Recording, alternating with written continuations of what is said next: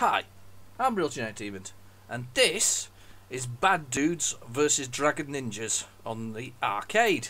Hope to do a video on the Spectrum version shortly, actually, to be fair.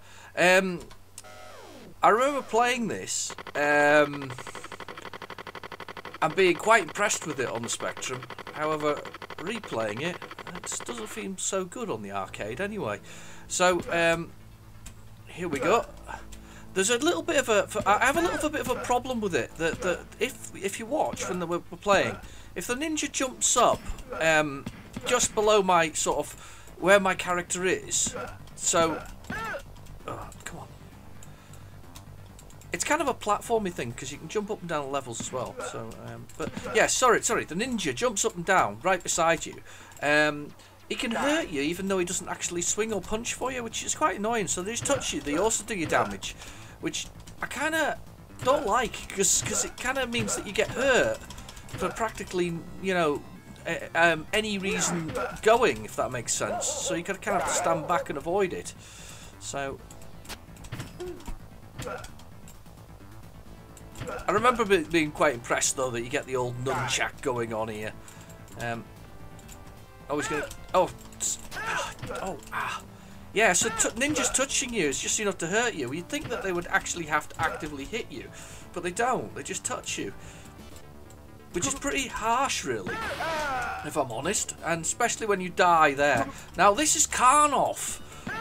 Also featured in his own arcade game. In fact, there was at least 2 games with Karnoff in. One was a sort of rolling platforming game, and the other game was a beat 'em up. Called Karnoff's Revenge, but it looks like they reused him also in Bad Dudes, which is quite a. I suppose is it an asset? People talk about asset flips nowadays. Maybe that was that. This is the arcade equivalent of an asset flip. I don't know.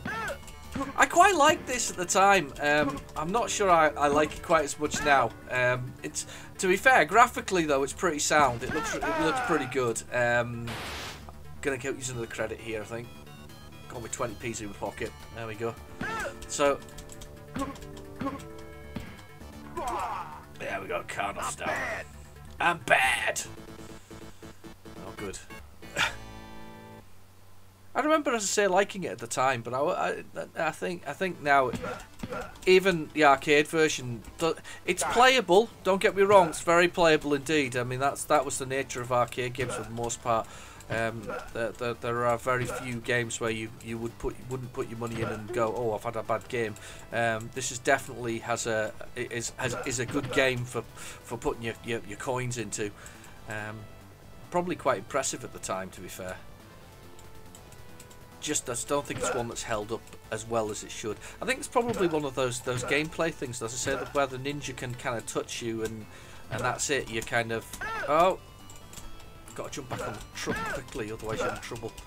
Well, yeah, where they kind of touch you and you don't really. Oh, come on. Reminds me of Kung Fu Master though as well, which is another game that was sort of, it's similar but only on one level. Things would come at you. There was 4 or 5 floors on that, I believe. Quite a lot of games. I remember Date East, and quite a lot of games made it to the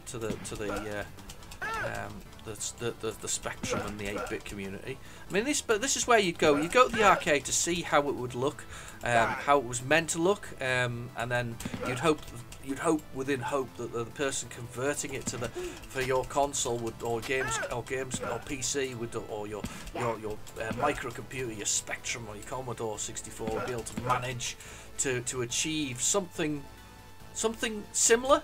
I think I would have preferred. I would prefer with things like this to functionality or gameplay rather than necessarily fantastic graphics.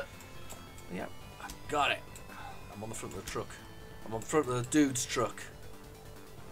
Oh, here comes the boss, I think. Oh yeah. Oh, he's got. That's a bit fair, isn't it? Look, he's got. Yeah. Anyway.